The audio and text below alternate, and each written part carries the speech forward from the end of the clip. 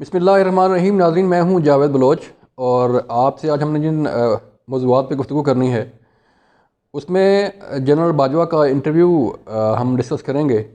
ये इंटरव्यू हुआ है, नहीं हुआ, और कब और कैसे हुआ। लेकिन इस इंटरव्यू के बाद, इस इंटरव्यू के शाया होने के बाद जो है काफ़ी सारी खबरें जो है उसमें थोड़ी सी कमी आ गई है। जो दूसरी खबरें जहाँ इमरान खान साहब छाए हुए थे टीवी स्क्रीन पर, जहाँ इमरान खान साहब की खबरें चल रही थीं, उन खबरों में कमी आ गई है।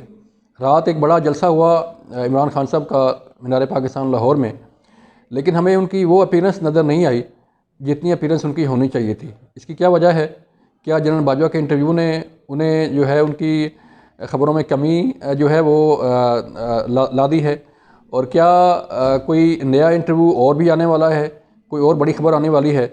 इस पर भी हम बात करेंगे। फिर इसके साथ साथ इमरान खान साहब की अगली पेशी जो है वो इस्लामाबाद में होने वाली है।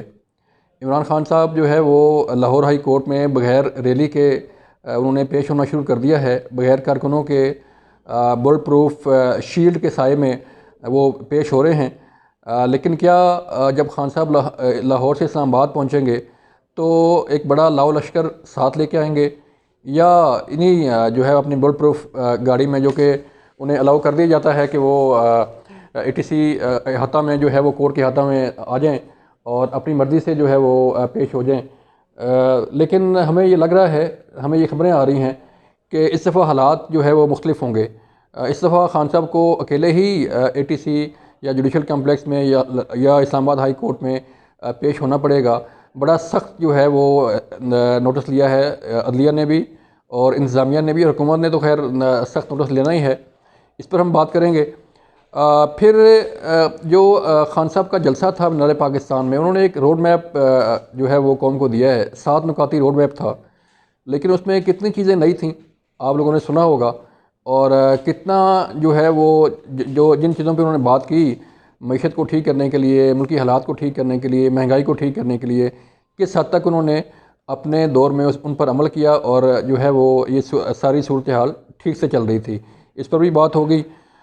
फिर वज़ीर-ए-आज़म शहबाज शरीफ ने सदर पाकिस्तान को जवाब दे दिया है उनके ख़त का। तुर्की ब तुर्की जवाब है। उनके जो आइनी किरदार है सदर पाकिस्तान का, उसको भी उसमें डिस्कस किया गया है। और जो आइनी रोल प्ले कर रहे हैं उस पर भी उन्होंने बात की है। इस पर भी हम आपसे बात करेंगे और बताएंगे कि ये प्रेसिडेंट ऑफ पाकिस्तान और प्राइम मिनिस्टर ऑफ पाकिस्तान की जो लफ्ज़ी जंग है, जो खतूत की जंग है, वो आगे क्या रंग ला सकती है। पहले हम चलते हैं जनरल बाजवा के इंटरव्यू पर। शाहिद मित्तल हमारे दोस्त हैं, हमारे कोलीग हैं। उन्होंने ये इंटरव्यू किया है और 2 कॉलम यानी कि 2 एक साथ में उनका इंटरव्यू शाया हुआ और नशर हुआ। उनसे बारहा ये पूछा जा रहा है कि जितना तफसील से इंटरव्यू आपने किया है, उससे तो यूँ लगता है जैसे आप कोई 3-4 घंटे जनरल बाजवा के साथ बैठे होंगे।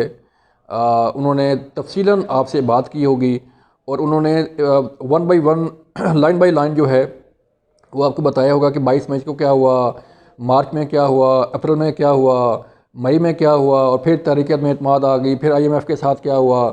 तो ये वो डिटेल है। जैसे क्योंकि हम खुद भी इंटरव्यू करते रहते हैं मुख्तलिफ़ शख्सियात के, इतना डिटेल्ड इंटरव्यू शायद ही किसी मिनिस्टर का हुआ हो, शायद ही किसी हेड ऑफ डिपार्टमेंट का हुआ हो, या शायद ही किसी और शख्सियत का हुआ हो जितना डिटेल जनरल बाजवा जो साबिक आर्मी चीफ़ हैं उनका इंटरव्यू हुआ है। उन्होंने बड़ी तसल्ली के साथ बैठ के शायद मित्तला को इंटरव्यू दिया।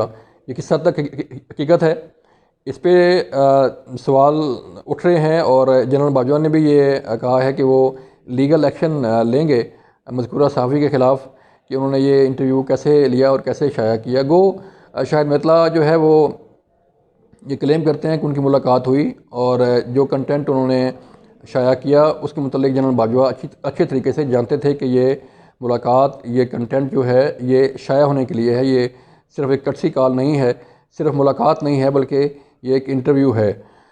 अब देखना ये है कि ये इंटरव्यू की किस हद तक सदाकत है। लेकिन एक बात तय है नाज़रीन, कि जब से ये इंटरव्यू शाया हुआ है उसके बाद इमरान खान साहब की खबरों में कुछ जो है वो उनका ग्राफ नीचे आया हुआ है। हमने रात देखा मीनार पाकिस्तान पर जलसे के बाद जो है वो इतनी उनकी अपीयरेंस नहीं थी टीवी स्क्रीन पर और सोशल मीडिया पर जितना लोग जनरल बाजवा को देख रहे हैं और जनरल बाजवा के जो इंटरव्यूज़ हैं वो देख रहे हैं, क्योंकि शायद मितला ने इस अपने इंटरव्यू में ऐसे हकाइक बयान किए हैं जिसमें इमरान खान साहब की ज़ात को जो है वो हिट किया जा रहा है कि खान साहब जो है वो किस तरह पैंतरा बदलते हैं, किस तरह पहले तनकीद करते हैं और फिर बाद में कहते हैं कि नहीं, मैंने तो मीर जाफ़र मीर सादक आपको नहीं कहा बल्कि शहबाज शरीफ और नवाज शरीफ को कहा था।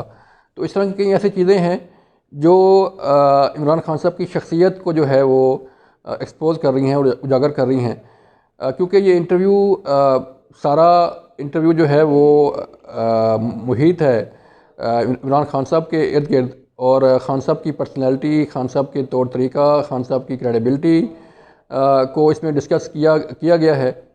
तो लोग जो है वो इस इंटरव्यू को बड़े शौक़ से देख रहे हैं और बड़े शौक़ से पढ़ रहे हैं कि ये इंटरव्यू आया है तो इसमें खान साहब की क्या क्या, क्योंकि मुझे याद है जब मैं उस प्रेस कॉन्फ्रेंस में मौजूद था जब DGI और DGI ने इकट्ठे प्रेस कॉन्फ्रेंस की थी, तो उन्होंने DGI ने भी ये कहा था कि मैं उन मुलाकातों का, यानी कि DGI मैं उन मुलाकातों का यानी शाहिद हूँ जिसमें इमरान खान ने मुलाकात की उस वक़्त के आर्मी चीफ़ जनरल क़मर जावेद बाजवा से, और उस मुलाकात में उन्होंने क्या कहा, उन्होंने ये भी कहा था कि एक साइड पे आप पाँव पड़ते हैं और दूसरी साइड पे आप जो है वो जब बाहर निकलते हैं तो फिर बुरा भला कहते हैं, तो ये मुनाफ़क़त और दोगलापन नहीं चलेगा। नाज़रीन, हमें ये इत्तलात मिल रही हैं कि एक और बड़ी ख़बर आने वाली है, एक और बड़ा इंटरव्यू जो है वो आने वाला है, या शायद जो है वो बड़ी गिरफ़्तारी हो सकती है जिससे एक मार्केट में एक ख़बरों में भूचाल सा पैदा हो जाए, और ये भूचाल लाएगी एक बड़ी ख़बर जिसके मतलब ये कहा जा रहा है कि आइंदा चंद दिनों में ये बड़ी ख़बर आने वाली है। अब जैसे जनरल बाजवा की ख़बर ने भूचाल पैदा किया मार्केट में इसी तरह जो है वो एक और बड़ी ख़बर जो है वो मार्केट में आने वाली है, जिसके मतलब कहा जा रहा है कि चंद दिन में ये ख़बर मार्केट में जो है वो आ जाएगी और लोग उसको देखेंगे, लोग उसको सुनेंगे कि ये कितनी बड़ी ख़बर है और किन किन लोगों को ये ख़बर एक्सपोज़ कर रही है। अब देखना ये है कि कब ख़बर आती है और इसमें कौन कौन लोग एक्सपोज़ होते हैं और किन किन शख्सियात के नाम आते हैं, ये ज़राए बता रहे हैं कि बहुत जल्द ये ख़बर आने वाली है। फिर नाज़रीन, इमरान खान साहब की अगली पेशी जो है वो इस्लामाबाद में है। इस्लामाबाद में उनकी पेशी के लिए इंतज़ामात शुरू कर दिए गए हैं। जिस तरह इमरान खान ने अब एक गुड जस्टिस दिया है और हाई कोर्ट के हुक्म पर और अदलिया के हुक्म पर जो है उन्होंने लाओ लश्कर की बजाय अपनी बुलेट प्रूफ गाड़ी में गो के बुलेट प्रूफ शील्ड्स के साए में जो है वो खान साहब ने पेशियाँ शुरू कर दी हैं। तो देखना यह है कि इस्लामाबाद में क्या इमरान खान साहब लाओ लश्कर के साथ आएंगे।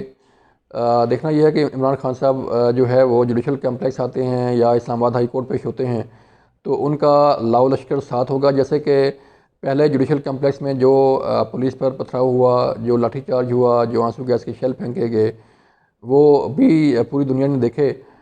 लेकिन अब जो पेशी होगी वो बताया जा रहा है कि उससे उन से मुख्तलिफ होगी, क्योंकि अदलिया ने भी सख्त नोटिस लिया है इन सारे वाक़यात का और हुकूमत ने भी सख्त नोटिस लिया हुआ है इन सारे वाक़यात का, और फुल प्रूफ इंतज़ामात किए जाएंगे इस पेशी पर। और मुझे नहीं लग रहा कि खान साहब को जो है वो मोटरवे इंटरचेंज से ही अगर कोई उनके साथ लाओ लश्कर आया तो वहीं से ही जो है उन्हें रोक लिया जाएगा, ताकि सिर्फ खान साहब की गाड़ी यहाँ तक पहुँचे इस्लामाबाद, और इस्लामाबाद में पेशी के बाद वो अपने वापस लाहौर ज़मान पार्क चले जाएँ, क्योंकि ज़मान पार्क खान साहब का आप कह लें कि मोर्चा है, वो गढ़ है जहाँ पर 24 घंटे इस कौम की माओं के बेटे बेटियाँ और जो बाकी लोग हैं वो खान साहब के ज़मान पार्क के घर को घेरे हुए हैं और उनके तहफ़्फ़ुज़ के लिए अपने दिन रात एक किए हुए हैं। ना उन्हें रोज़ों की फ़िक्र है, ना उन्हें अपनी नमाज़ों की फ़िक्र है, ना उन्हें अपनी तिलावत की फ़िक्र है, ना उन्हें अपने घर बार की फ़िक्र है। वो सिर्फ़ खान साहब के तहफ़्फ़ुज़ के लिए, खान साहब की मोहब्बत में जो है वो वहाँ बैठे हुए हैं। देखना ये है कि ये कारकुन कब तक बैठते हैं, कब तक जो है वो इन कारकुनों को वहाँ पर बिठा कर खिलाया पिलाया जाता है, क्योंकि लग ये रहा है आहिस्ता आहिस्ता, जैसे हमने लाहौर का जलसा देखा, लग ये रहा है कि कारकुन और जो लीडरशिप है वो अब थकना शुरू हो गई है। अब वो जो है वो शिद्दत, वो जज्बा जो है वो शायद नज़र नहीं आ रहा जो पहले था, क्योंकि जो लीडर है वो अपने अपने जो तीर है वो संभाल के रखता है, अपनी सिपा की, अपनी फ़ोर्स की जो पावर है वो संभाल के रखता है कि उन्होंने अपनी फ़ोर्स को कहाँ पर और कब कैसे इस्तेमाल करना है। तो खान साहब सारे पत्ते जो है वो एक साथ खेलते जा रहे हैं, खान साहब सारे तीर जो है वो कमान से निकालते जा रहे हैं, और फिर आखिर में जो है उनके पास जब उनकी कमान में तीर नहीं होगा तो फिर शायद जो हुकूमती धावा है या जो हुकूमती मशीनरी है उसका धावा खान साहब बर्दाश्त ना कर पाएँ और तहरीक इंसाफ बर्दाश्त ना कर पाए। लेकिन देखना ये है कि कब तक ये जो है वो तीर कमान से निकालते रहेंगे और कब तक जो है ये पत्ते खेलते रहेंगे। फिर नाज़रीन, वज़ीर आज़म शहबाज शरीफ ने सदर पाकिस्तान को जवाब दे दिया है उनके ख़त का, जिसमें उन्होंने सवालात उठाए थे इलेक्शन के मतलब, और वज़ीर आज़म को अपना आइनी किरदार अदा करने के लिए जो है वो कहा गया था। इस ख़त में वज़ीर आज़म ने सदर पाकिस्तान को अपना आइनी किरदार याद दिलाया है कि वो किस तरह उन्होंने अपने अपने पार्टी लीडर के कहने पे असम्बलियाँ तहलील की, किस तरह उन्होंने जो है वो अपना आइनी रोल प्ले नहीं किया, और किस तरह जब पंजाब और KP की असम्बलियाँ तहलील हुई तो उन्होंने सदर पाकिस्तान ने अपना आइनी रोल प्ले करने के बजाय साथ दिया, जो कि बदनीति पर मबनी था, फ़ैसला पंजाब का और KP की असम्बलियाँ तोड़ने का, लेकिन सदर पाकिस्तान ने अपना कोई रोल प्ले नहीं किया। सदर की और वज़ीर आज़म की ये लफ्ज़ी जंग जो है वो अब शिद्दत इख्तियार करेगी, चूँकि हालात जो है वो आगे चल के काफ़ी संगीन होते नज़र आ रहे हैं। तो ये लड़ाई भी काफ़ी शिद्दत इख्तियार करेगी, क्योंकि खान साहब का तहफ़्फ़ुज़ करना सदर पाकिस्तान की अव्वलीन ज़िम्मेदारी है।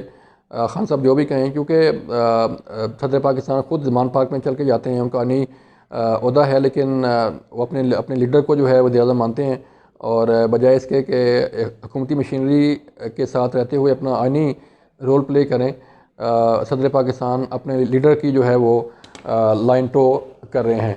ये हैं हालात वाक़यात नाज़रीन, हमने जो आपको बयान किए। आगे चल के जो डेवलपमेंट होगी हम आपको आगाह करते रहेंगे। अपना ख्याल रखिएगा। अल्लाह हाफ़िज़।